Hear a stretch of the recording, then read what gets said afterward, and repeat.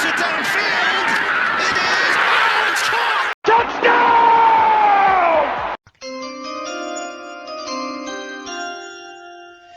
Welcome back to another Couch Potato General Manager video, and we got a special treat for you guys. In fact, this is the first weekly installment of our new show, our weekly show at Couch Potato General Manager YouTube channel. And we're just going to jump right into it, gentlemen. We're not going to waste any time here. We're going to talk a little college football, and then we'll turn our attention to the league. So let's go campus to campus, the good, bad, and ugly. What did you guys see on Saturday? Let's start with the good. Drew. Oregon is back. They took down Ohio State.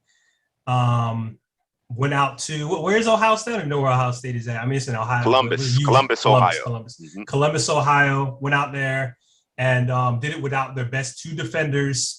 Handled business, man. It was the game plan was perfect, man. Outside perimeter, in terms of the run and defensively, man. Hey, we're gonna let you throw the ball down the field. We're not gonna let you run it, man. And you saw the result. Yeah, hey, you read my mind on my good too. Yeah, that's what I saw, man. That was a big win for the Pac-12. That was a big win for Oregon. And who really caught my eye was C.J. Verdell, the running back. He was running through him, explosive, could catch the ball at the backfield. He's one of those guys that NFL team is going to target day 2, day 3, and might get a steal in the right system, man. I put him in that zone system, that one cut, and I can see big things for Verdell in the NFL. It's a clean sweep for us, man, because that's where I'm going to go with my good as well. In a week where there was a bunch of cupcake matchups, right? All of these, the most of the top 25 ranked teams were playing, FCS and Division II teams or whatever the case may be. Nope. Oregon, they strapped it up. They went into Columbus, Ohio. They went into the Horseshoe and they punched Ohio State in the mouth. Ohio State has a real issue in terms of their setting the physical edge in terms of their run defense, man. That's 2 weeks in a row where they kept on getting out leveraged. You know what I'm saying? Whether it be a numbers game or simply just not setting a good physical edge, they're not getting it done. But impressive feat by Oregon. They didn't blink, and then they held off Ohio State on the road. Let's move on to the bad. And Helly, we'll start with you. What was the bad from Saturday for you, man? You see me wearing the hat, man. You see the nose, man. I'm a fan. Yeah, you're not gonna get me off of that. I'm gonna go out with my Florida State hat, and I'm gonna hear about it. I've been hearing about it. Everybody I talk to, man. It's the realtor. It's the guy at the YMCA. Everyone, man. Everyone's talking about Florida State, man. These Gators fans, these Hurricane fans. So I'm gonna combine it. That's the bad and the ugly this week is Florida State. It's watching the game. Everyone's mad at that last play. It was terrible by Norvell, but I was upset from the first quarter. It's just being too cute. You're playing Jacksonville State. You got Travis running the football. You got Travis at quarterback, faking it to Milton, throwing the bomb. It's like, the two best players on the team to me on the offense is Corbin and Ward, the running backs. And they were gassing them. And I just think they got too cute and kept them in the game, and we seen what happened at the end, man. So Norvell, I like, from what we had before, I like his system. I like his offense, but decision-making and coaching, icing your kicker the week before. The end game seems to be the problem. Seems to be the problem. State thought they was back, man. Didn't I send that through the messenger? I said State is back, but they're not back, man. My bad is going to be Texas. They got their welcome to the SEC. Obviously, they're not here yet, or they're not in the SEC yet, yet. Sure. But Arkansas took it to them. They took Punched it to them in the mouth. Punched them in the mouth. What did Mike Tyson say? Everybody got a plan until they get hit in the mouth. And Texas essentially folded up. Was it 40 to 21? Yeah. And the game wasn't ever that close. Wasn't in question. And Texas, their big thing is they want to run the ball, want to get it to that superstar running back that they got. And Arkansas said, nope, we're going to go ahead and shut that down. And Arkansas was able to do what they wanted to do, when they wanted to do it, how they wanted to do it. It was Burger King. They could have it their way. Yeah, they really did put the clamps on Bijan Robinson. Special player, but they had no answer. There was no counter to that. If Bijan Robinson can't get going, Texas looks like they're going to struggle. I actually was thinking about going with the Texas-Arkansas matchup as well, but I'm going to go out west. And USC, 14th ranked team, losing to unranked Stanford. Now, obviously, it's a rivalry game. However, you're at home, you're the ranked team, and you didn't show up. You know, you lose by 2 touchdowns, and Clay Helton is out the door. Fired. Fired. You understand what I'm saying? So, you know, that's bad. That, you know, that could be considered ugly. That could be considered ugly. You lost your job in the second official week of the college football season. Drew, what about the ugly? What about the ugly? That is my ugly. Okay. You said all right. That is all my, right. You can't. Stanford can't drop 42 on you, bro. You can lose, but they can't drop 42 on you. You can't lose by 14 points, 2 touchdowns, and at the end of the day, man, USC is supposed to be one of these powerhouses. They're supposed to be. There's a tier in every conference, right? Yes. And USC is supposed to be at the top of that tier. You know, out there in LA, Hollywood, Reggie Bush, Heisman, Matt, like those are the things that you think about, right? Texas is another one, right? They're supposed to be up there in the top, the college football royalty. Tier. It's college football royalty, right? And right now, these guys are jesters. Okay, they're jesters. You see, right? You know about it. That's a little history lesson for y'all out there, but. Yeah, it's embarrassing. And word on the street is that they were looking to actually ex Helton last year, but COVID can we really do that? Is it fair? 2 games in. All right, see you later. And yeah. So Ellie, you doubling down? You doubling down? You want to talk about let's talk about it, more, man. Let's talk about it some more. Yeah, I just don't understand. Like I said before, like you're playing Jacksonville State, you're getting cute out there. Run the football, man. You know, Corbin averaged 7 yards a carry. Ward averaged 5 yards a carry. And you're doing all this trickery stuff, man. You save it for practice. You know, run it down their throat. Get the offensive line going. You know, the defense is playing well, but that big play they allowed. What coverage was that, man? Y'all tell me that coverage. So Norvell apparently said that was a too deep man under. No, that's what he claimed. Too deep man under. So it ended up being cover 1. No, with the safety robber coming down. So they call a robber. They call robber, which is effectively cover 1 with the safety dropping down. Right. Yeah, you up 3. You know they're not in field goal range, and hey, just give them the yards. Right. Rely on the kicker. You know, kickers ain't not good in college football. No, they're not. Or Jacksonville State's kicker. I don't know the guy, but I don't think anybody does. I don't think anybody does. It's one of those things where when I watch football sometimes, especially in college, where some of these coaches, especially on the defensive side of the ball, they get too cute and they want to. You're playing a team across from you, from man to man. You are better than them. Yes. Man up. Yes. And tell them to beat you. Yes. Florida State, like you said, run the football. Just run it down their throat. We're trying to get this win, get this thing started, and let's move on to next week. That's how that game should have went. But again, sometimes coaches want to get cute. They want to work on plays against a team that things wasn't working. At what point do you realize, you know what? Let's just go ahead and let's just get this win and get the hell out of here. Because you do have the better athlete, man for man across the board. You have better athletes than the opposition. You're at home. You're in Doak. You understand what I'm saying? Again, coming off of an emotional loss the first week, sometimes there's a letdown, but that comes down to coaching as far as I'm concerned, right? To make sure that those guys get back up and really take out their frustrations on the next opponent, right? That should have just been an exercise in execution. Get the ones out after the first quarter and a half, and then get some of those young players behind them some experience. That's the way that should go. The real ugly about this, though, the real hideous about this is that FSU paid Jacksonville State $400,000 to play this game. Yeah. Bruh, let me ask you something. You ever pay anybody to whoop your ass? No, bro. And I hope I'm never in that situation. Let's move on to stock up, stock down. Let's start with you, Drew. Jackson Kirkland. I like how you spell Jackson too. It's cute. The left tackle for Washington. I'm just going to read one note because I got plenty of notes on it, but I'm going to read one in specifically, okay? Sure. If you're going to beat him, you better have length, strength, and an effing plan. And you know who had that plan? Aiden Hutchinson. Okay. Baller. All right. He dominated.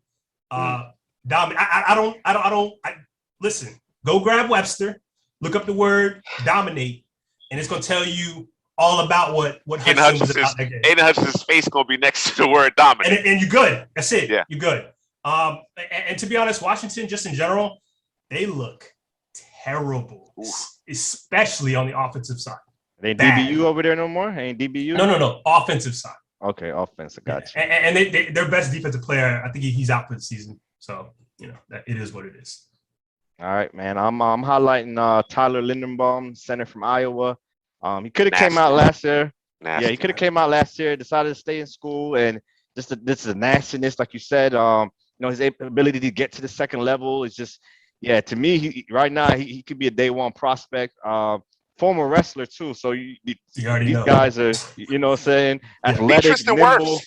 Beat Yeah. Tristan Wirfs. Yeah, he looks good, man. So they had a tough game against Iowa State, rivalry, and they showed out and won the football game. And he is the guy they're gonna lean on because they have a lot of young guys over there. So definitely Lindenbaum stock up. Yeah, for me, I'm going to go back to that Oregon-Ohio State game. And, of course, me being a safety at heart, Verone McKinley, man, was all over the field, made the clinching play in terms of that INT, and it just kind of demonstrated what I saw the entire game from him, right? And what we've seen from him since his freshman year, his redshirt freshman year when he was named to the freshman All-American team, was the instincts, the ball skills, the IQ, the football IQ, and then he has some physical tools to go along with it. But, Oregon's defense will look to the sideline to get calls from the coordinators and the position coaches, right? The only guy who isn't looking to the sideline is Verone McKinley because he already knows what to do. You understand what I'm saying? And that's why he's always where he needs to be. A lot of, Javon Holland obviously got a lot of love, was an early day 2 pick in this past NFL draft out of Oregon as well. I don't know if Verone McKinley has the physical profile necessarily that will kind of put him in that same class, but as far as instincts, ball skills, his ability to make plays in the open field as far as a tackler is concerned, I'm really impressed. McKinley's the type of player that, who he kind of reminds me of, maybe not necessarily the same skill set, but in terms of the utility and just the natural football ability, Chauncey Gardner-Johnson. That's the kind of guy that McKinley kind of reminds me of. And he's a football junkie, man. All right, let's move on to triple option and get you prepared for the upcoming week in college football. And Drew, who are you watching? Who should our audience be tuning in to see this upcoming weekend? There's a couple of good matchups. It's not a whole lot like week one, but I don't think it's as bad as last week. But you got the number one matchup at 3:30, Alabama versus the Gators. And disclaimer: I'm not wearing my Gator cap. Yeah, I'll save that one for you. I knew you were talking about them boys. Yeah, I appreciate you. Thank you, kind sir. But I'm looking at Zachary Carter. This is a guy who, for me, I'm looking for big things. This will be his showcase game. This will be the game that should put him on the map, or at least not on. I'm going to say he is on the map, but you'll be able to locate him on the map with this game. This is a guy who's explosive off the line. It's a guy who's versatile, can drop back in coverage. Not that I want him doing that, although that's what they do in college for whatever reason. And heavy hands, has a plan every play, and so it's a guy that I'm going to be heavily looking for. And he's going to go against Evan Neal, the left tackle for Alabama, who's nasty in his roster. Earmarked for the first round. Yep. First round. And as far as most people are concerned, he's the first tackle off the board at the moment. Yeah, I'm going to the ACC. I'm going Virginia versus Sam Howell in North Carolina. Sam Howell, he was a Heisman front runner coming into the season.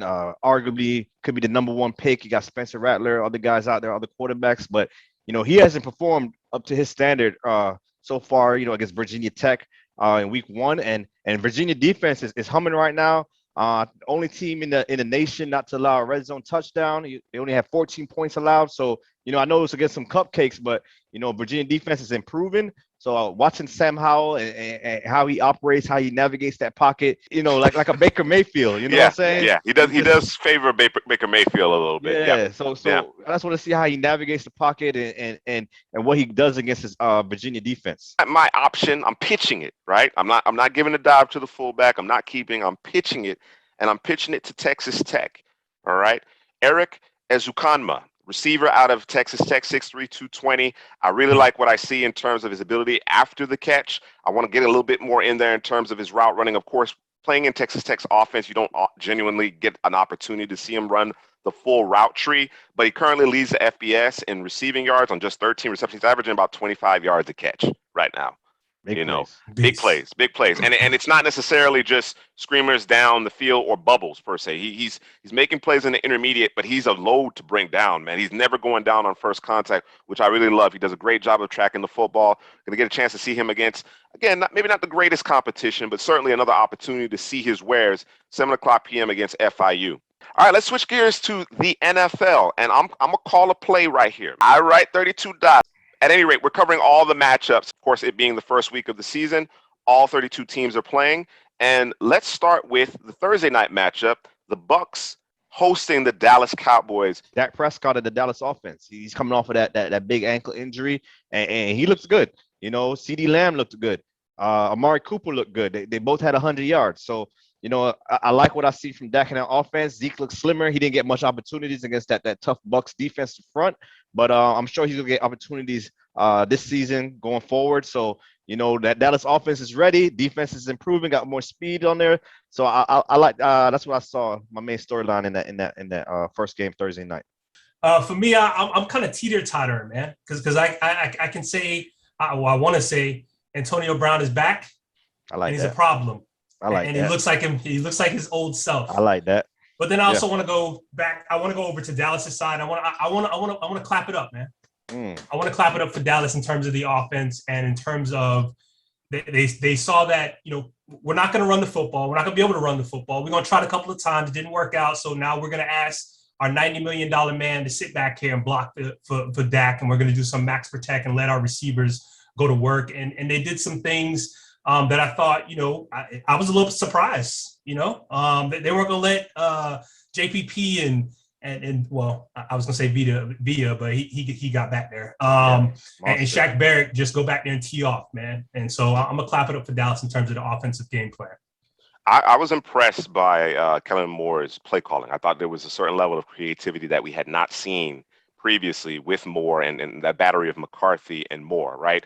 Obviously, you both spoke to the game plan, understanding that that's a vaunted run defense in Tampa Bay. They decided, we're not at full strength along our offensive line. We're going to do some quick game things. We're going to then kind of wear down those pass rushers, get Tony Pollard in the mix. I just, from a Dallas standpoint, man, I take it back to the $90 million man. You know what I mean? You got one man to beat to get in the end zone. You understand what I'm saying? Of course, the kicking game really was the undoing with respect to Dallas, and they left a little too much time on the clock. You could put that on McCarthy. You understand what I'm saying? But I need you to get in the end zone, fella. You the big. There's one guy to beat. We're talking about a practice squad safety, man. Come on, you got to be better than that. And then of course the champs, they got Brady, man. They held serve. It was a good effort by Dallas, right? But at the end of the day, you left Brady too much time, and you see the result.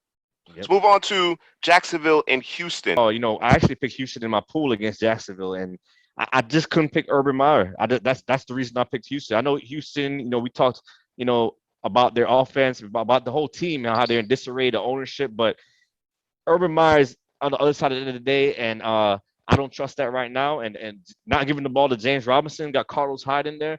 I don't understand that either. So I think Jacksonville lost. I didn't know it was going to be this lopsided. I thought it was going to be close, but yeah, they didn't, like you said, they weren't prepared for that game.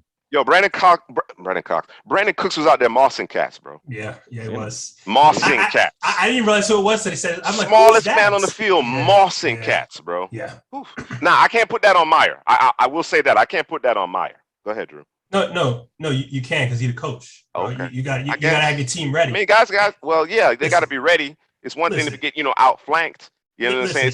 It's a different scenario when it's a jump ball and the littlest man is going up who is not actually good at that. That's not something that he's good at. That's not his game. Yeah. You understand what I'm saying? So with this game, one of the things that I thought that they would be able to hang their hat on would be their defense. It's not the best defense, obviously, but they got some pieces out there, and they just got ran over. Ty God. Got him out there looking like the next coming to Vic. Got him out there looking like the next coming to Vic out there. Looking like Deshaun out there, man. Really? Could you imagine if Deshaun was out there? They might have dropped the 60 burger on them boys. Oh man, 60. I don't know, man. I don't. That's why I'm saying I don't think Urban Meyer is going to be in line to take a beat because you gotta think. You got to think, bro. That is the easiest matchup we have this season. Yeah. let me put it this way, the most favorable matchup. You got to think that, right? They'll see him again. It's going to get worse. So this upcoming week, they face Denver. We know Denver can play defense. They got Teddy at the controls now. They can run the football. It's not going to get easier. It's not going to get any easier. Up next, we have the Bolts at the football team. Drew? Hey, man, the Bolts. It's funny, man. Every time you say that, you know where I'm going. I know. They got the win, so I'm going to leave it alone. Justin Herbert, man. He the man. He's the next elite quarterback incoming. I'm calling my shot. Yeah.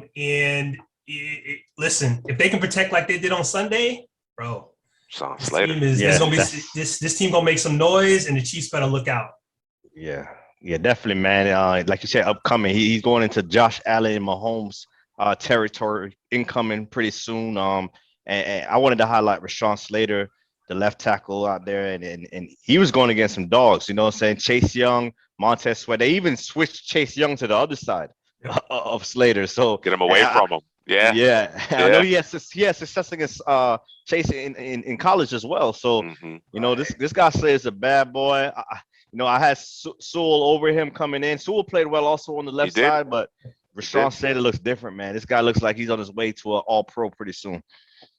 Yeah, it was impressive. It was impressive in the sense that the Chargers won. You understand what I'm saying? You understand what I'm saying? These are the types of games historically that the Chargers have lost. It's coming down to the end. It's a one-score game. Can we make enough plays offensively? Can we get a stop defensively? Whatever the case may be. Generally speaking, more often than not, the Chargers haven't been able to do that, and they got it done. And that has something to do with I think Brandon Staley, obviously. That has a lot to do with Justin Herbert, and then of course having guys like Derwin James healthy on the back end. You understand what I'm saying? So, for how long? So certainly. Well, that's a good question. That's a fair question. And then on the other side with Washington, man, listen, man, is it time to call Cam? That's the rumblings. We're gonna see after this week. Heineke or Cam, Drew? We're gonna see after this week. Oh no, that's Cam all day, but it's a short week, so Okay. Yeah. Yes, they're playing Thursday night. So obviously we'll see what heading into week 3, what it looks like from that perspective. All right, next up we have the Seahawks visiting the Colts, and I think the league slipped, bro. I think the league slipped. They've given Russell Wilson an option in the middle of the field. So you got Tyler Lockett, who's basically a Gold Glove center fielder, right? Just warning track type of plays that he makes, right? In terms of tracking the football. And then you got Metcalf, who is, test tube, baby. You know what I'm saying? A creative player, Madden creative player. And now you have an athletic Gerald Everett in the middle of the field who can make a difference. He's no longer in that, timeshare with Tyler Higbee in Los Angeles. Right. Russell Wilson, reportedly, he loves him. He says he just keeps on getting open. You understand what I'm saying? I think that was a shrewd signing of theirs. Gerald Everett has done some damage to Seattle, so I think they know him well, and he's already getting intermingled into that offense. So if, as always, if they can keep Russell upright and play, as well as they did defensively last week, I think this team can make a lot of noise in the NFC. They're always going to be in it because of Russell, but I think this team collectively, we haven't necessarily talked a lot about Seattle. You know what I mean? Yeah. They didn't have much of a draft. They didn't. You know what I'm saying? There was no real buzz coming out of Seattle. Of course, there's been talks about Russell Wilson's contract and his future with Seattle. People need to watch out. People need to watch out. I know there's a lot of excitement about the Los Angeles Rams now with Stafford and everything. They need to watch out of Seattle. Absolutely. Big game from Kyler Murray and company as well. So keep your eyes peeled for Russ in Seattle. Carson Wentz. He looks the same, you know what I'm saying? And they need more weapons around him. He went through my offense. Poop juice. Wow. What color is that, bro? I'm not a fan, bro. I'm not a fan, bro. Yeah, he left an offense in Philadelphia with a dearth of talent weapons, and Indianapolis is, they had the offensive line in their run game, but the weapons, I know Carson Wentz is going to do what Carson Wentz does, but get him some more weapons, man. T.Y. is on injured reserve. Pascal caught 2 TDs, but you can't have an offense with Pascal and Pittman as your best receivers and no tight end. It is what it is, though. It is what it is. If Wentz is is the jury out? Is the jury out? I think the jury's out. I think it's certainly out. Wentz doesn't appear to be the type of quarterback that can raise the play of guys around them, and that has to be understood. I don't know that. I mean, I don't know if that's even a conversation anymore. But if they thought that Wentz was the panacea in Indianapolis as this roster is constructed, to your point, he's not. Despite the fact that they have a quality offensive line, they can run the football. He's not. He doesn't make guys better. For me, I'm going to go on the defensive side of the ball, and I'm going to talk about the Indianapolis Colts. Did I say it right? That was nice. That was nice. Yeah. This is a defense that is built, obviously, to play some zone coverage, rush the passer, and not give up the big play. They're doing that. I want to thank you for giving up the big play because I had Tyler Lockett fantasy. Thank you very much. I appreciate it. Got the win this week. I think I won in every league I had. Nice. Right. But every time I'm watching the red zone or watching a different game and it's a game break, it's Tyler Lockett running down the middle of the field, catching a pass, and it's crazy. And I'm not sure, maybe it's first game jitters. But I'm gonna be honest with you, I was looking at the Colts schedule. They better get it together real quick because that schedule is brutal. Well, they got 2 against Jacksonville, 2 against Houston. Okay, all right, okay. Let's go ahead and give them that 4. I just seen a thing on Twitter saying they got one of the most easiest schedules going forward. So all right, crazy. All right, it's not crazy. what I was looking at. Okay, all right, and they play the Jets. Okay, 5 wins. All right, that gonna get them in the playoffs because the rest of them games are brutal. Depends on how Tennessee bounce back. Yo. Everybody in division. 7 division winner over there. Right. Next up, we have the Jets visiting the Panthers in Carolina. Oh, Carolina defense, man. I'm going straight there. We talked about it all offseason, man. Brian Burns and those boys, Derek Brown on the line, Shaq Thompson with the interception, his college number. You got the 2 corners, Jeremy Chin. They heated Zach Wilson up. Wilson settled down, made some great throws in the second half, but that defense in Carolina is something to watch. And with Christian McCaffrey back, this team's on the way to the playoffs, man. Yeah, I was going to talk about the defense, but I'm going to let you have that. This is I'm going to say Carolina is one of my teams that they're going to slip into the playoffs. I'm just going to put it out there right now. But just in terms of of Sam Darnold, Sammy the Savior. It was dink and dunk, Christian McCaffrey time. I definitely want to see a lot more from him in these upcoming games, man. But that defense made it real easy for him. Yeah, I agree. I mean, that's still the elephant in the room in terms of the quarterback play, right? Because you're right. It was fairly easy, but even in that ease, even in that simplicity, there were still moments where it was like, bro, what are you doing? Or rather, Carolina the quarterback, because they look like they have everything else, particularly on the defensive side of the ball, in place. They could probably stand to improve the offensive line. I think they have quality weapons on the perimeter, and of course, Christian McCaffrey is one of the better backs in the league, right? Arguably the best back in the league. You know what I mean? So it's still going to come down to Sam Darnold. But I'm going to talk about the Jets a little bit. And specifically the injury to Mekhi Becton. That left side of that offensive line is something that I was excited about watching. I was excited to see Elijah Vera Tucker and Mekhi Becton team up in that zone and just maul people, just come off the ball and maul folks. And that big injury, that is substantial, man. That is substantial. It cannot be understated in terms of protecting the young quarterback, his blind side, and of course, Mekhi Becton, a young player continuing to develop and grow in his own right. It's a tough pill to swallow. But I will say this: Robert Saleh's presser, and of course, you try not to put too much emphasis on this type of thing in terms of how you handle the media. Although I think it is to some degree, especially with a young coach, a first-time head coach, the way he interacts, the way he rationalizes things, it creates a certain level of trust. It generates a certain level of trust, even if you're not in the building. I can only imagine what he's like being in the building with him.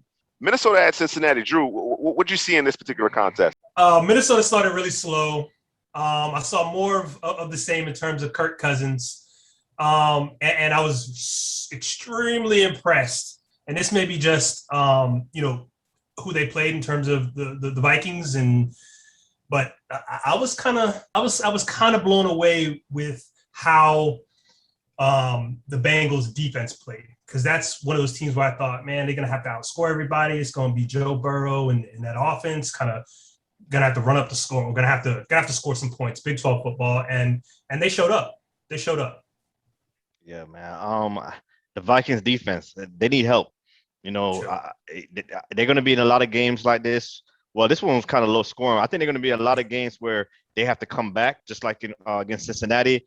You know, so I think Kirk Cousins is going to pile up some stats. Jefferson's going to pile up stats. Thielen's going to pile up stats.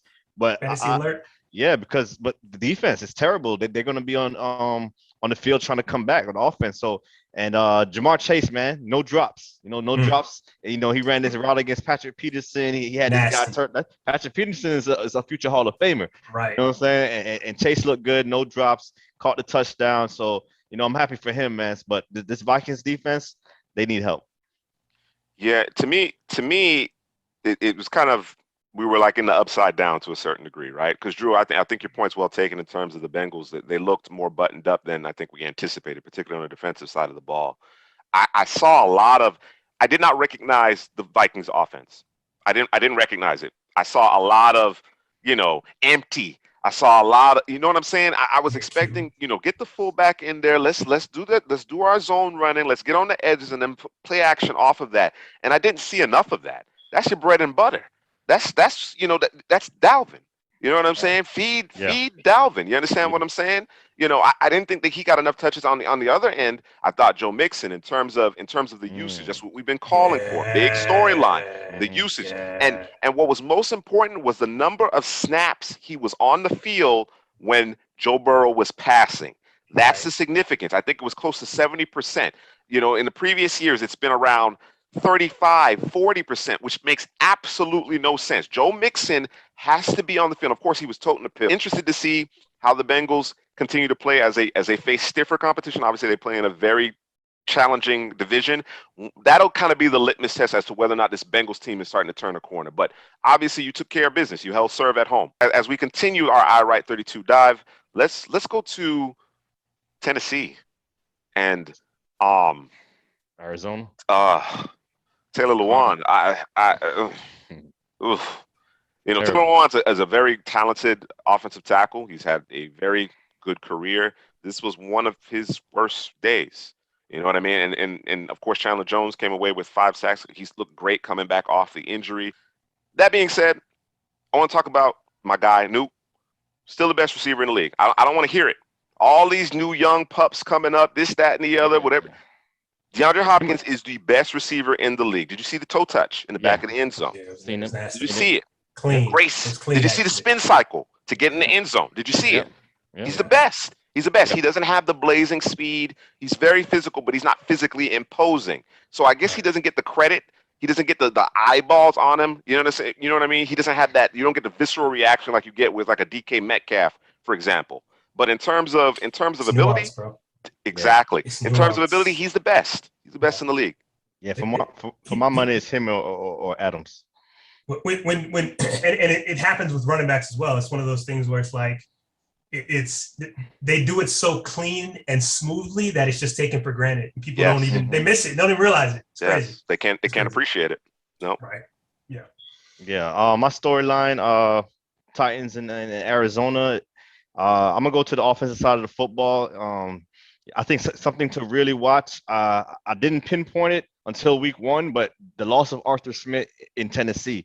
Tannehill had a lot of success in play action passes. He had the most in the league at 33% clip, and they only ran 11% play action. I know they got behind, so they ran a lot more shotgun, but it's something to monitor through the season, man. That's what Tannehill, in the offense was doing in Tennessee. Play action to Derek Henry, hitting A.J. Brown. Now you got Julio Jones. So I just want to see how that offense evolves without Arthur Smith. Kyler Murray, bro. MVP? That man was on fire. He was. But he was throwing dimes, dots, whatever you want to call it. He could put it where you want it, how you like it. You want it hot, you want it cold, whatever. It was easy. It was like he was out there just playing pitch and catch, man. You know how you go out on the football, you go out on the practice field and you kind of warm it up. That's what it kind of looked like. I don't know what they were doing on defense, but it was pitiful. I know Grable had them boys, right, calling out the Julios of the world. Julio, can you please show up for the whole game, please? But Titans, man. Hey, man, listen.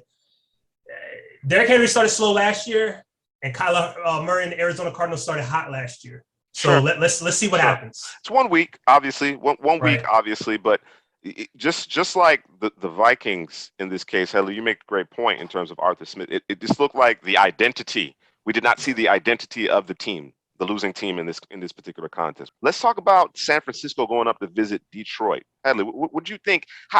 This game was funny, man. It looked like it was, a patented blowout, and then it got really interesting late.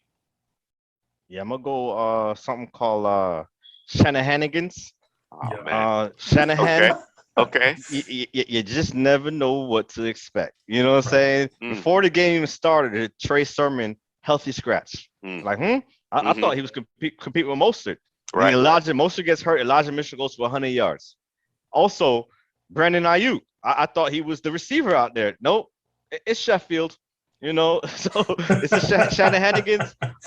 Trey Lance coming in. We expected that a little bit, but more Shanahanigans, man. So a lot of that, and Detroit. They might be the worst team in football. Oh, man. Wow, bro, like that. I'm gonna go to the defensive side of the ball in terms of the Detroit Lions. Yep. Excuse me, not that. I'm gonna go to the Detroit side of the game, and just I can appreciate Detroit coming back and making a game of it. Ruined. There was some fight. It was some fight. There was some kneecap biting, and I can appreciate that.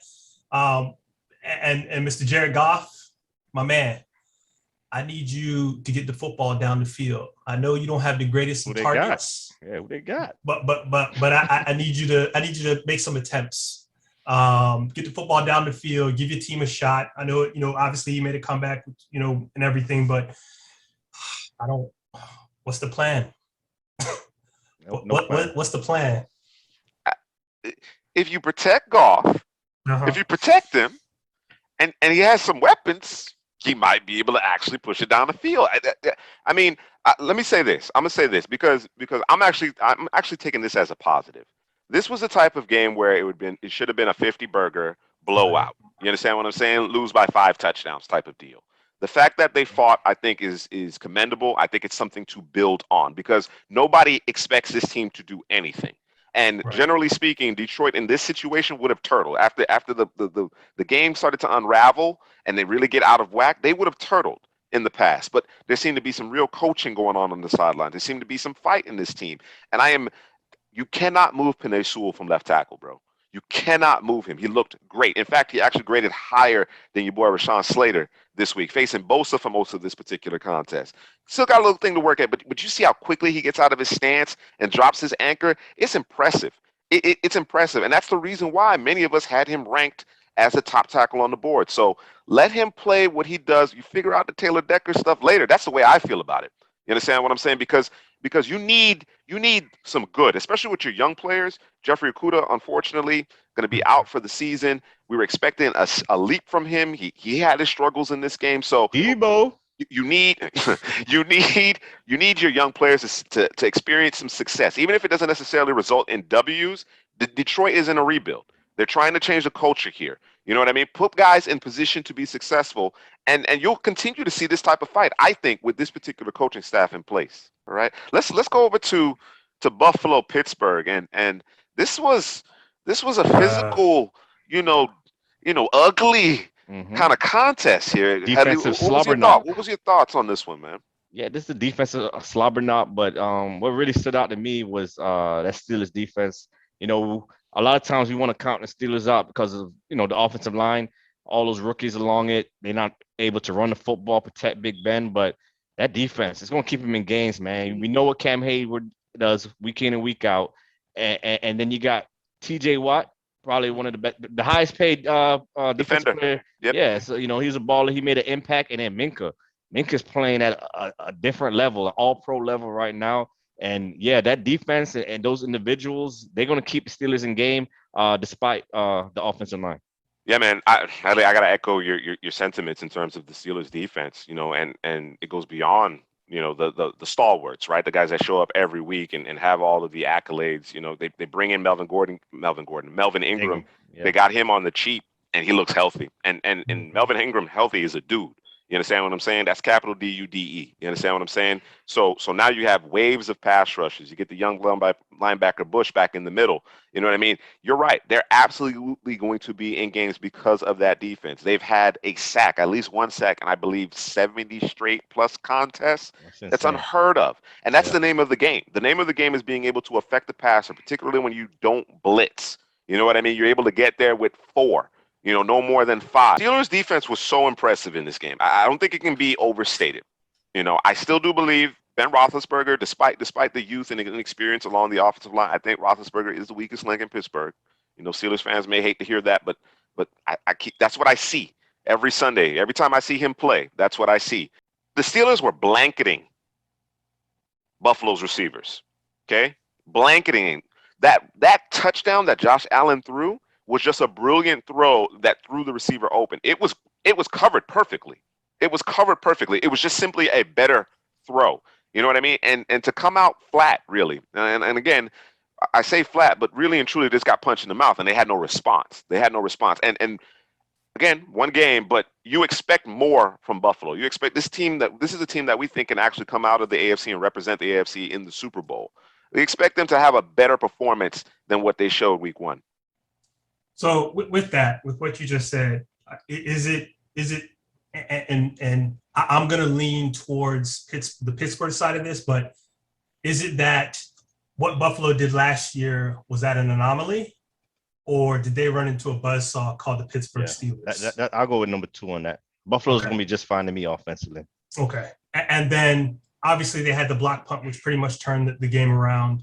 And then the Steelers, in terms of their offense, and like you said, Juice, Ben Roethlisberger, the weakest part of your team, and if your quarterback's going to be the weakest part of your team, your defense better be outstanding. Which it is. And they have that. Which it is. So, I expected big things from Najee Harris, and obviously the Buffalo defense is, so one of the better defenses in football.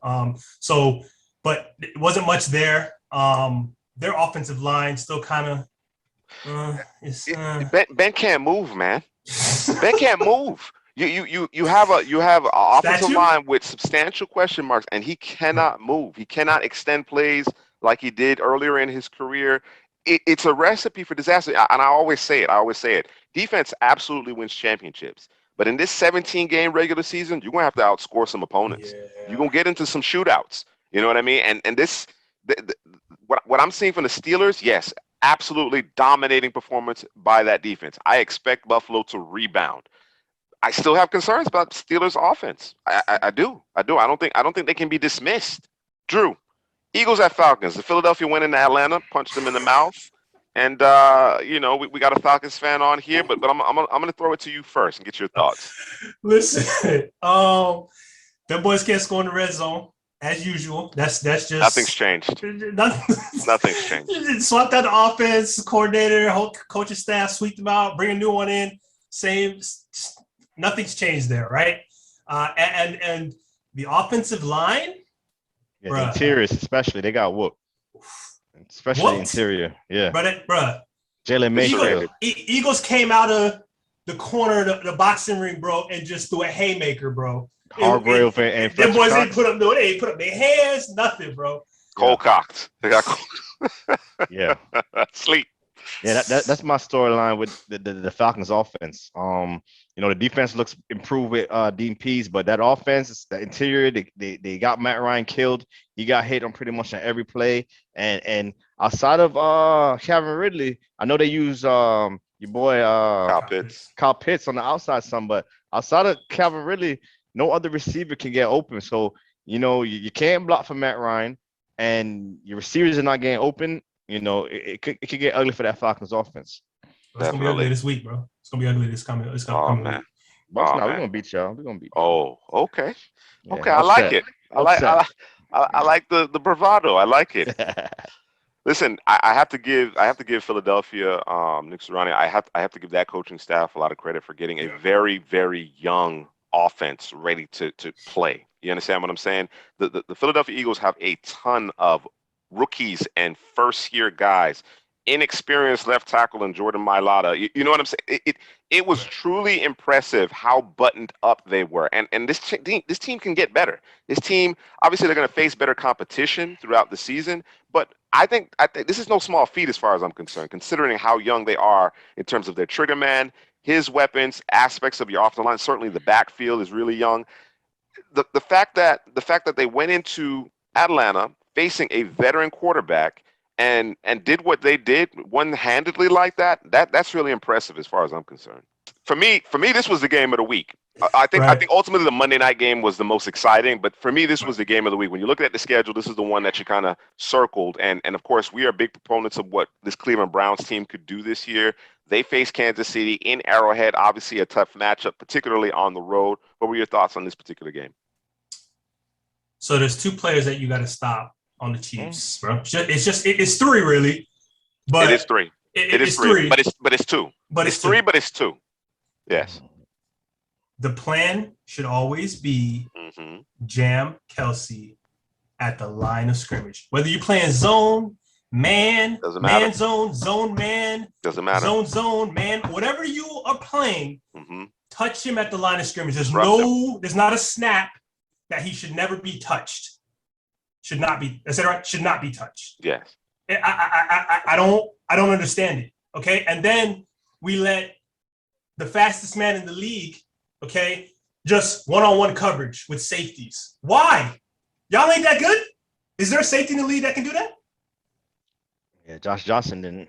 He's one of the better. He's one of the better safeties. Yeah. Yeah. Like, what was the plan for the Browns? Your last game was against this team. Your first game of the season. Yes. Your last game of last year is your first game of this year, and it was rinse and repeat. Yeah. Explain it to me like I'm 5, please. Yeah. I was going towards, what you said about Tyreek Hill, Travis Kelce. At least try to stop one of them. To stop Kelce, you got to get him at the line, like you said. To stop Hill, we got to double team him the whole game. And they failed to do both. You know what I'm saying? And if Cleveland want to be serious contenders and go to the Super Bowl, they have to go through Kansas City. And you know what I'm saying? So, I expect to see them again later on in the playoffs. So let's see if they could fix those issues defensively to stop Mahomes and the Chiefs offense. It's just go ahead, Drew. Go ahead. It wasn't even like no one's figured them out. The Bucs showed you what to do. There's a blueprint. What are we talking about? The Chargers have showed you what to do. There's a blueprint. The Raiders have showed you there's a blueprint. Yeah. And the Browns have the talent to do what. And you have the talent. What are you doing? Yeah, definitely. It's maddening. It's maddening, especially so. Drew, I'm with you 1,000%. Talk about it all the time, right? Kelsey at this juncture in his career is not quite as physical as he once was, right? He struggles when he's disrupted. That's why they move him around so much. That's why they do stack releases in motion with him, because he's not that dominant physical player. He's obviously great in terms of the option routes. He knows where to find the soft spots in the zones. In the red zone, when you only have so much field to defend inside the 10, you're still allowing him a free release. It makes no sense to me. It makes absolutely no sense. Cleveland was leading this game for a good portion of it, right? They were running the football effectively. Of course, they didn't have OBJ. Jarvis Landry looks like the menace that he is. I love watching Jarvis Landry play. They got Anthony Schwartz involved. He's still kind of raw as a receiver, but you can see the speed and his ability to stretch the defense. I thought it was a pretty good offensive game plan, but you can't afford turnovers. And then special teams. Special teams was the undoing. That punt situation where he bobbled the snap and then tried to run with it, that was it. And you cannot make mistakes. You cannot compound mistakes and make mistakes against Kansas City. You're not going to beat them. They already have an advantage in terms of talent, in terms of coaching, and psychologically. You know what I mean? That Super Bowl win against the Niners, they believe they're never out of it. With the quarterback, with the skill position guys, with Chris Jones, the closer on the defensive side of the ball, who I think is actually the second most important player on that team, they never think they're out of it. And they're going to keep coming and keep coming. So you have to be buttoned up. Play snap after snap. You have to be locked in. You cannot have gaffes from your punter. That's not acceptable. It gets you beat.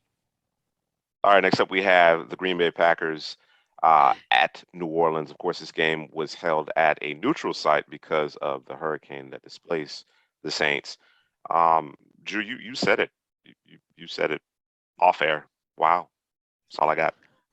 Wow. Yeah, yeah. This was like the biggest surprise of the week for me. I didn't expect Green Bay to come out so flat. I know a lot of people are piling on Aaron Rodgers right now when the whole offseason thing and the last dance that we spoke about. Maybe he wasn't as prepared, but Saints punched him in the mouth. Marshawn Lattimore, those boys. The other corner was a big question Awesome. mark. Adebo. Yeah, Look yeah. good. Adebo looks like he's that Adebo other looked real corner good. that the Saints needed, and Jameis 5 TDs under 150 yards. That means defense, special teams, and yeah, I think the Saints defense. I know Jameis put up a big game, but that Saints defense was the reason on Sunday. One of the big things that kind of put this game out of reach was that the time of possession that the Saints had. I mean, they killed I think almost an entire quarter. It was crazy. They held onto the football, and listen, I went back and I looked at a couple of things in terms of the Packers, and since LaFleur's been there, do a little research from time to time, and there's a trend. Okay, since he's been there, let me see. I got my notes. Let me find them real quick. They start slow. No. There's always a game in there somewhere where they just crap the bed. Okay. This year, obviously, it's a 34-3 game this past Sunday, 38-10 last year versus the Bucs, 37-8 versus, I think it was the Niners in 2019. So I think if I'm a Packers fan, I'm gonna lean heavily on that trend. It's usually just one game a year where it just happens. It is what it is, and they move on. For me, the biggest concern that I have for this team is that defense. Offensively, I think they'll be fine. I think that, again, it was kind of how things happened in the game where eventually the Packers, they want to run the football and run their offense, right? Well, it got to the point where they couldn't run the football anymore because they had to pass, and that's exactly what the Saints want you to do. There's a couple teams in the league that you don't want to be in that position where you're having to pass the football. This is one of those teams because they're going to man up, two safeties deep. You're not going to be able to just chuck the ball down the field and get back into the game real quick, Kansas City style. You have to earn it. And the fact that the Saints were holding on to the ball for so long and being extremely efficient, they felt rushed. They felt like, hey, we need to score quick, and it just got out of control. And I think that offense will be fine come next week because they're playing Detroit, the city that is Detroit. But that defense, I think that's going to be an issue. Yeah. I think you're onto something there. Of course, we've been hyper focused on the lack of perimeter weapons in Green Bay, and of course that reared its ugly head as well. There wasn't really no other option outside of Devontae Adams. Kevin King. And then you talk about some of the individual play. You understand what I'm saying? The only detractor I have as far as the Saints is concerned is that, of course, they're dealing with some injuries. Marshawn Lattimore, he just got freshly minted, $100 million corner, got hurt. He played at a very high level in that particular contest. And then Marcus Davenport, the young pass rusher, who we're expecting to step up with the likes of Trey Hendrickson moving on, he gets hurt as well. So, and he's had an issue with injuries. So they got to stay healthy. They got to stay healthy on defense because that's going to carry this team. But if Jameis continues to make good decisions, protect the football, and make the timely play, the Saints are going to be a tough out. No question about it. All right. Next up, we have the Broncos visiting the New York Giants, and there was a lot of dysfunction, a lot being said about Joe Judge and the way he operates, and is Saquon actually ready to come back, and Danny Dimes and his turnovers and the fumbling and the offensive tackles, and there's just a lot of unrest and uncertainty in New York, and it kind of played itself out in the field, despite hosting the Broncos, who've obviously bringing in a new quarterback here in Teddy Bridgewater. The Broncos seem to be in control of this one from pole to finish. Yeah, man. I think the Broncos is a very interesting team. They kind of remind me of Carolina in the NFC, a team that could maybe sneak into the playoffs because, they got a lot of weapons. They got Teddy. That's not going to really turn the football over too much. He's going to make the right decisions. Strong running game with Gordon and the rookie Javonte Williams, but I'm most impressed with the Broncos defense. Von Miller is back. I know Bradley Chubb's dealing with some injuries, but Von Miller is back. And that secondary, man, Surtain, Fuller. I know Darby got hurt, but they don't really need him. He's like the fourth best corner over there. So, and Justin Simmons is one of the best players that a lot of people don't know about in the NFL, the safety over there. So I love that Broncos defense, and if Teddy could do Teddy, they'd be just fine, even with Jerry Jeudy hurt.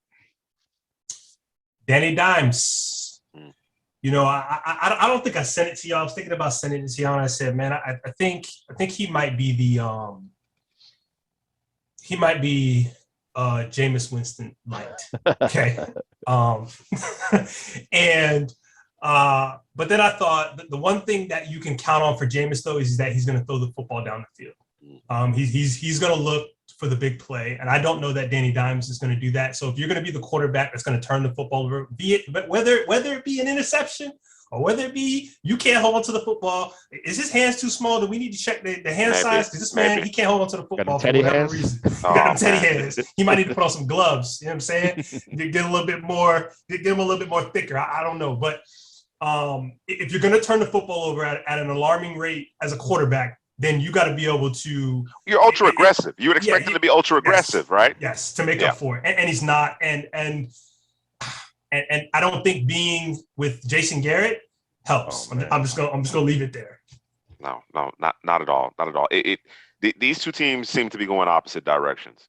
Obviously, week one again. This is overreaction theater to a certain degree, but just in terms of there seems to have been this buy-in as far as Fangio. You know what I mean? He knows how he wants to play it.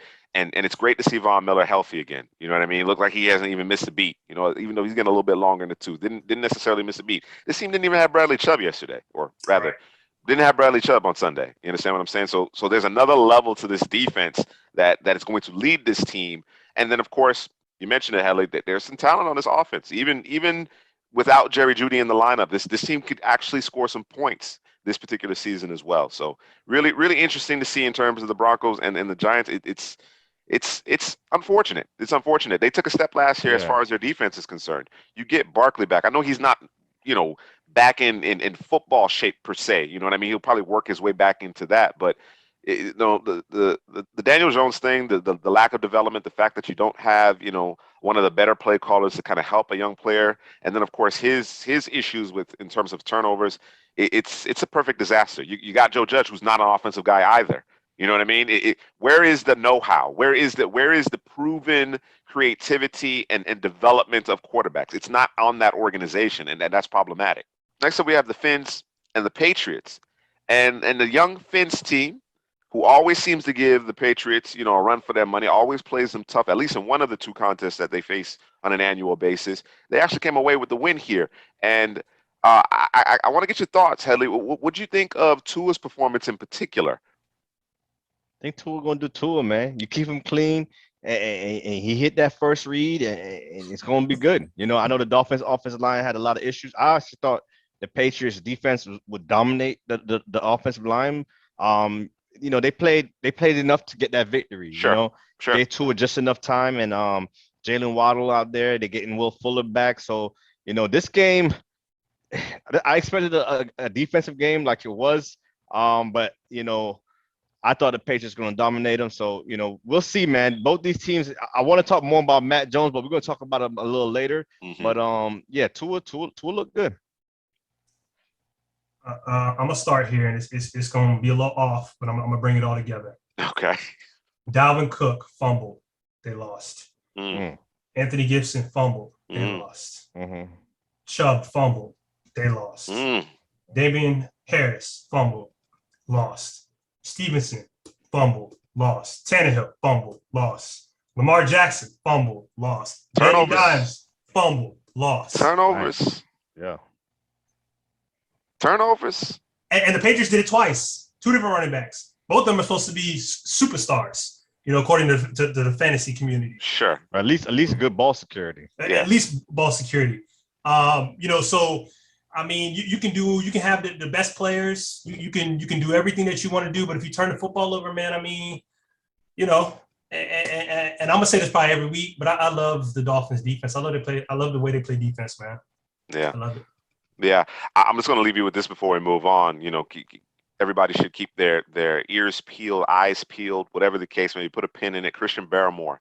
This particular draft class There wasn't necessarily a lot of talent in terms of interior defensive linemen. He appears to be a problem, folks. He was the best one as far as I'm concerned coming out, and they were able to get him in the second round, a steal, and he's already making a difference up front. Of course, being an interior defensive lineman, you're not going to necessarily get the publicity that most of the perimeter players will get, unless, of course, you're Chris Jones, Aaron Donald, you're of that ilk, DeForest Buckner.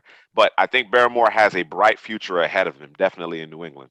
Moving right along into the Sunday night game, we had the Bears visiting the LA Rams at SoFi Stadium. SoFi was rocking, man. SoFi was rocking, and Matthew Stafford, he got him excited, man. What do you guys think of this particular game? Andy Dalton averaged 4.5 yards. Dink and dunk. Yeah. Dink and dunk. Quick game. Quick game. We got to protect. We got to get it out quick because the offensive line is not going to be able to hold up. Quick game. Yep. Listen. Bears fans, I know that was the Rams, and that team's probably going to be a playoff team and a Super Bowl contender. But I can't, bro. I can't do it. And McVay, he just added him a Matthew Stafford, and the offense went from about C+ to about an A+, bro. And it's going to take this team. Sky's the limit for this team, as far as I'm concerned. Yeah, that's what I saw, man. This unleashing of Matthew Stafford. McVay was kind of, didn't want to show anything in the preseason. I want to see Stafford in that offense. And yeah, man, the Cooper Kupp connection. They're playing Van Jefferson more. Robert Woods has been a baller, still a baller. The running game, they got Henderson. They didn't even mention put in Sony Michel as much. So I just want to see this offense work more and more because I know that defense. Defense is ready. Aaron Donald, Jalen Ramsey playing that star position all over the field. So yeah, the Rams are going to be a problem this season. Did you see how the Bears players responded to Justin Fields when he scored? I seen it, yo. They rushed over there. Did you see it? The Bears players do not care about the protection of Justin Fields, about bringing Justin Fields along. They're the mindset, and we all agree with them that the best chance to win they have is Justin Fields. David Montgomery had a hell of a game. He had a hell of a game. Can you imagine if the edge has to respect Justin Fields coming out of there and keeping that ball on those inside zones, inside those zone reads? Can you imagine? Can you imagine the holes and the chunk yardage they're going to be able to get just from that portion of it? You understand what I'm saying? Just having that element in their offense. And of course, Justin Fields is willing to push the football down the field. He will hold it a little bit long, and of course they want him to get the ball out. That's the narrative that Chris Collinsworth was pushing in terms of, Justin Fields wants to hold the ball a little bit longer. He wants to wait to see things develop, so on and so forth. Well, he's buying time for his receivers. He's buying time for them to get past the sticks, to create separation. Whereas Andy Dalton is perfectly comfortable throwing the ball, short of the sticks on 3rd and 15. He's perfectly comfortable with that, or 3rd and 8 for that matter. And then of course there's a question about Matt Nagy. So there was some really questionable decisions in terms of down and yardage, and it was a perfect storm, especially with the unleashing of Stafford. And I'll say this about the Rams, and I mentioned it to you guys during the game. McVay has took his hand off the wheel, right, and ran the offense, is allowing Stafford, who again is a superior quarterback, make no mistake about it, ran the offense that Jared Goff should have been running. There was a lot of shotgun. There was a lot of the personnel groupings made sense based on down and distance. There wasn't the Shanahan offense with the McVay twist being shoved down the quarterback's throat. You understand what I'm saying? Yeah. You play to his strengths. Now again, I don't want to compare Stafford's talent compared to Goff. Stafford clearly, again, is the superior quarterback. You know what I mean? And that's part of the reason why I imagine McVay was more comfortable doing that. But that domineering control that he had, it didn't do his quarterback any good at the end of the day, particularly when the offensive line took a step back and Todd Gurley's knee failed him. So, we'll continue to see. I think if McVay continues to kind of say, listen, Stafford, you got it. You got it. We'll install, we'll draw it up, we'll game plan, and then you let your experience and your talent do it. I think they can be successful in that way, certainly. And the last game of the week, the Monday night game, man, it was an exciting game. It was an exciting game, and of course, I'm gonna bring it here. I'm gonna actually tee this one off. It's gonna continue to haunt the Ravens. I'm gonna say, I've said it before. I'm gonna say it again. We talked about it. We talked about it during the draft recap. We talked about it during the storylines ahead of the season. They have to find a pass rush. Of course, everybody focuses on the weapons in terms of Lamar's passing options, right? Which is fair, but the Ravens have always been predicated on defense, and they cannot consistently affect the passer without blitzing. And what happens? You have Derek Carr throwing fadeaways for touchdowns because you're not even disguising your blitz. You're going 0 across the board. You're showing your hand. You're not getting there, and you're losing the game. You're not even giving this. Well, yeah, Lamar had a chance, but you're losing the game on a Derek Carr fadeaway throw. That Ravens offensive line versus the Raiders pass rush. I was really impressed with what I saw from Max Crosby and Ngakoue and those guys. Villanueva, it looked like he need to hang up them cleats, man. You know, Max Crosby was getting by him on everything, and even Ronnie Stanley struggled. You know, he gave up what 10 pressures or something like that. I think that's rust, though. I'm gonna call it rust, though. Pressures. I'm gonna call it rust. A lot. He gave a season amount of pressures already. Yeah. In the first game. I'm watching the game and I'm seeing Crosby just get off, and I'm like, you gonna adjust? You gonna adjust? It's like you gonna do anything about it? Nothing. Okay. No, like we just and I'm waiting for somebody on Twitter to say something because I'm like, am I not seeing this? It's like, am I missing it? Like, it wasn't until a little bit more than halfway through the game. Someone finally, I seen the tweet like, okay, they saw it. Okay, then another tweet, and I'm just, are we gonna use the running back to chip? Are we gonna? Nah, we good. We just gonna let Lamar, and this is one of those traps you fall into when your quarterback is able to, he's super athletic, can get outside the pocket, make things happen, and it costs you the game, okay? Because on that fumble by Lamar, that last snap, the right-hand side of the offensive line shifted towards the left and left the running back against the end that's rushing, coming full speed. And by the way, that's the fourth string running back. Mm-hmm. And it's just like he didn't even get a piece of him. He didn't even get a piece of him either. No. He got a piece of him. He bounced off of him, and the game was over at that point. So, listen, it's cool that that Lamar can do all the magic and stuff, but at the end of the day, you have to be able to protect your quarterback. And if you can't, this is the type of stuff that happens. Period. So now we're talking about the Ravens can't protect their quarterback and they can't affect the passer. You're not winning. For disaster. That's a recipe for disaster. It truly is. And who do they play this coming week? Chiefs. Oh yeah, Kansas City. Right. Yeah. And on defense, they're gonna do what they do. Stubborn as all hell.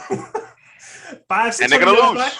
And they're gonna lose. They're gonna blitz guys from the rafters, even though that's not what the formula suggests. Right. That's not what the formula suggests. They're gonna blitz. They're gonna have undisciplined rush lanes, and it's gonna cost them another game. They're gonna.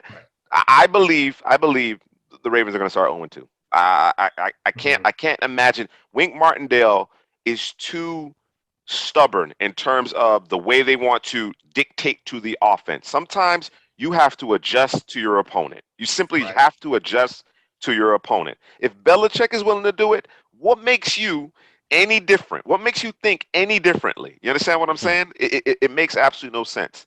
But let's segue into our weekly quarterback report here, rookie quarterback report. And we'll start with the first overall pick, Trevor Lawrence against Houston. What do you guys think of his performance?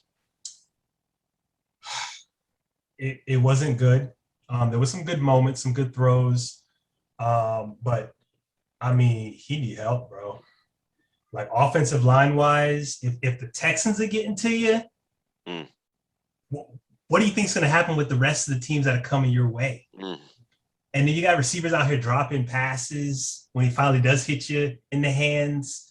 It was, I mean, it's like you can see the talents a flash, and then it's back to absolutely just trash. And I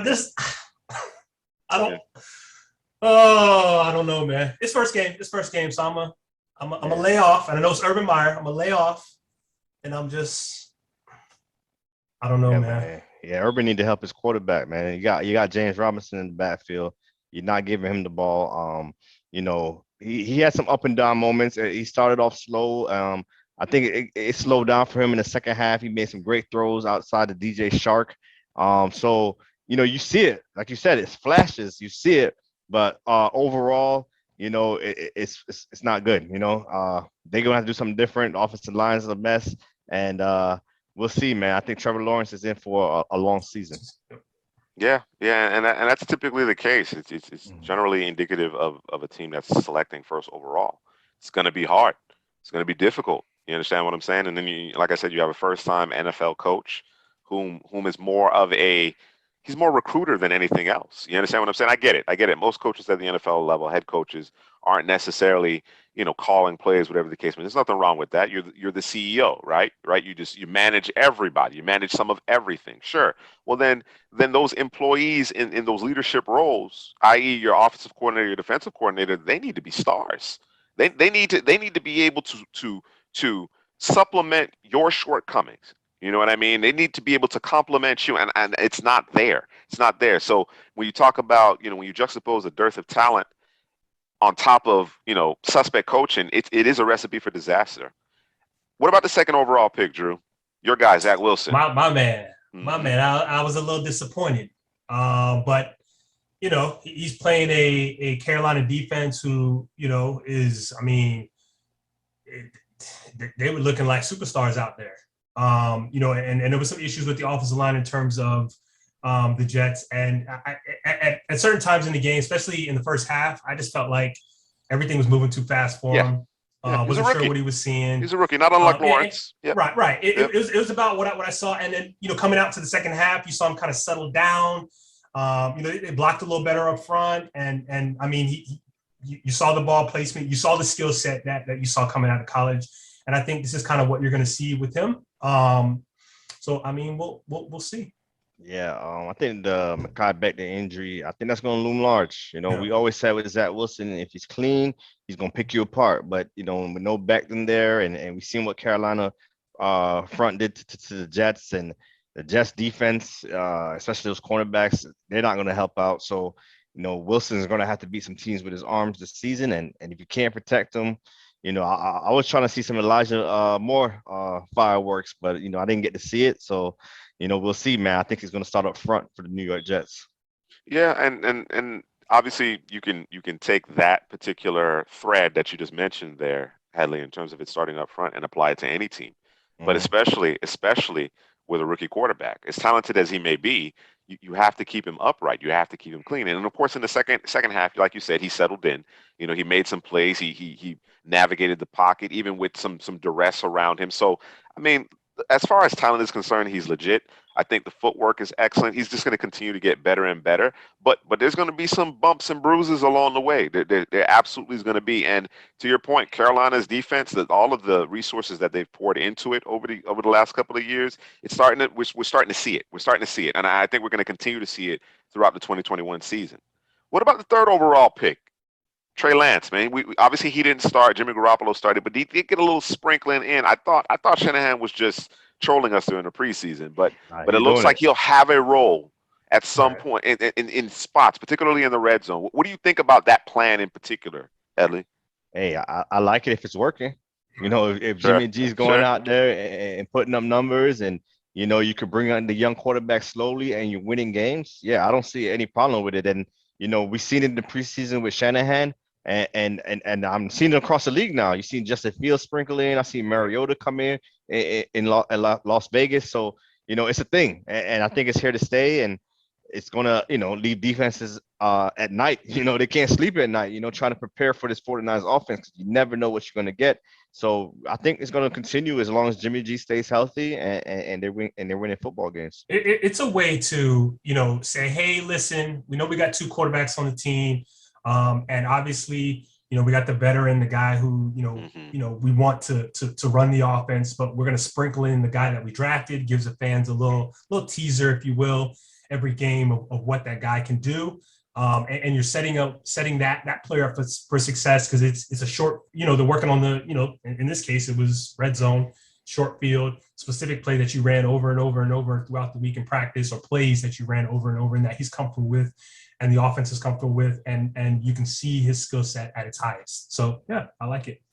Yeah, and the fourth quarterback selected in the 2021 NFL Draft, Justin Fields, of course. Mhm. In a similar fashion, he was used in select spots as Trey Lance, and of course, we've already mentioned it before. We think, in this particular case, with Andy Dalton being the starter, there's really no point in this. This long-term thought process. I get it. I understand it. I understand the notion of trying to kind of replicate what the Kansas City Chiefs did with Patrick Mahomes and Alex Smith, but it's not an apples to apples comparison, man. We're talking about Andy Reid versus Matt Nagy. There's no comparison there. You understand what I'm saying? We're talking about a Chiefs organization that went to the playoffs in 5 of 6 years, including the year, they selected Patrick Mahomes. You understand what I'm saying? They had to trade up from, I think, the 27, 28 spot in order to get him. You understand what I'm saying? So it's not an apples to apples comparison here. And frankly, at the end of the day, you got 52 other guys in that locker room, all right, whom don't care, who don't care about everything is now. Everything is the next game for them. The next game for them has a bearing on their next contract, on their livelihood. It's all finite. And I would think Ryan Pace and Matt Nagy would have the same mindset, but I don't know if it's an ownership thing that's given them this security per se in order to continue with this farce, because I think it's asinine, to be honest with you. Yeah, at this point right now, I'm rooting for the Bears to lose games, because I think that's the only way we're going to see Justin Fields is going to force Nagy's hand. Like, we're 0-2, we're 0-3, we're 0-4. It's going to force his hand to eventually put it in Justin Fields. So, I like a lot of guys over there, Montgomery, Allen Robinson. So, I'm just rooting for them to lose some football games so we can see Justin Fields. And you mentioned it earlier in terms of, when Justin Fields got into the end zone, guys coming out and showing him the love, and you can just see it. And people, they got to be in the locker room just giving the side eye to the coach, like, what are we doing? Like, what's Definitely. going on here? Like obviously, to me, that tells me that the better player, is not playing. Justin Fields. Like, it just yes, without question. And the reality is that these guys, they do not respond to that, man. Right. They take issue with that. Their expectation is that the best players, the best 11, will be on the field. That is what they're told all the time. You understand what I'm saying? This isn't a contract situation. This isn't any of that.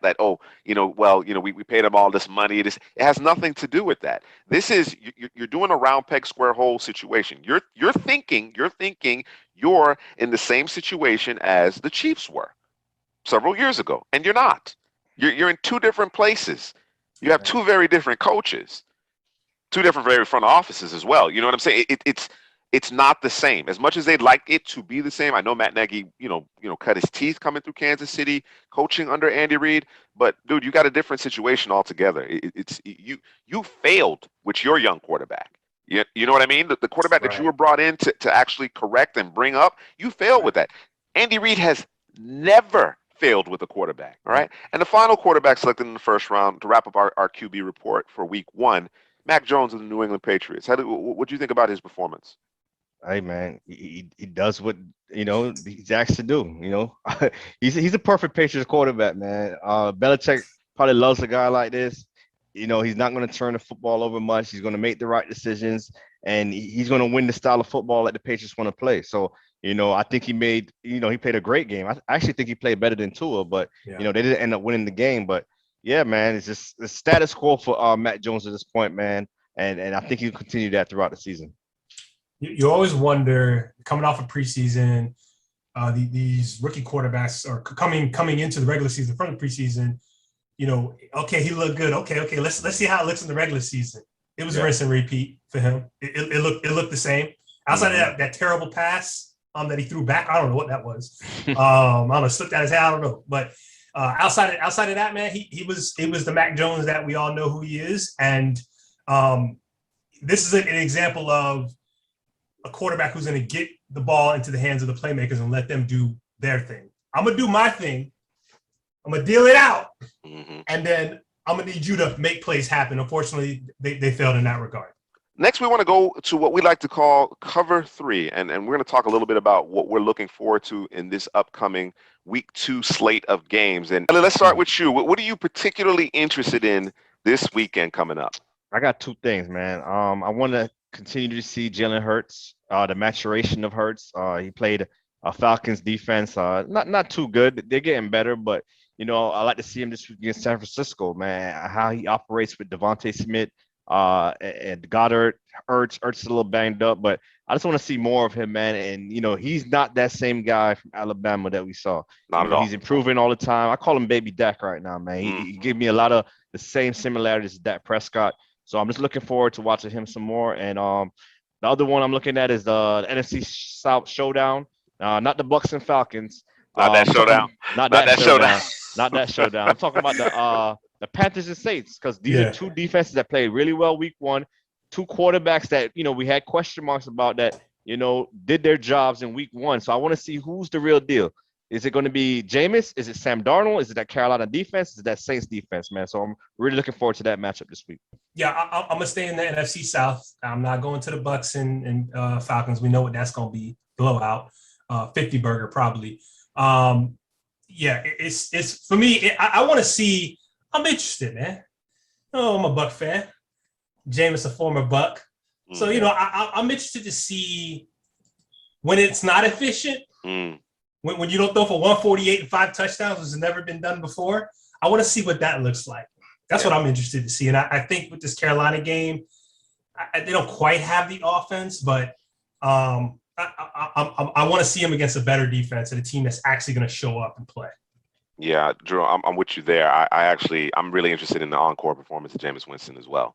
Right. Like you said, what that stat line was unprecedented. You know what I mean? And we certainly didn't expect Green Bay to come out as flat as they did, and just they weren't competitive. The reality is they just simply weren't competitive. So definitely interested to see how Jameis Winston fares against Carolina's defense, which is young and certainly improving and really showed their wares this first week of the season. I also want to see how Tennessee responds. This has been a team that 2 years ago they were in the AFC Championship. All right. They've been a playoff team the last couple of years. They had the league's defending NFL rusher, a 2,000-yard back. This is supposed to be a physical, imposing team, and they got slapped around at home. Taylor Lewan is one of those types of players that may border on a little dirty per se, whatever the case may be. But I like it. I dig it. You understand what I'm saying? And he got ate up. He got ate up by Buda Baker. Got ate up. You know what I'm saying? So for this team, which has been their persona, the philosophy has always been to a certain degree about imposing their will. They were imposed upon by a team that I certainly didn't expect to do that. And now they're going to face Russell Wilson, whom, like I said, I think the league messed up. I think they messed up. They've given Russell yet another weapon. It was always Russell or bust. Russell creating. Russell making Jermaine Kearse look good. Of course, a little Doug Baldwin. You know what I'm saying? Got the Tyler Lockett developed, whatever the case may be. But they didn't have a great offensive line. They couldn't protect them. Now those things seem to be in place. And Russell is looking to cash in. Russell is looking to become the highest paid quarterback in the NFL here. So I'm expecting him to put a lot of pressure on Tennessee, and I'm really interested to see how the Titans respond to the test. All right. That's going to do it for our first weekly show in season. We don't have a name for the show. So if you guys have any thoughts, respectfully, if you guys have any thoughts, let us know. We'll definitely consider it. I certainly enjoy this. I imagine my cohorts enjoyed this as well. Hopefully you guys enjoyed this as much as we did. Like, subscribe, comment.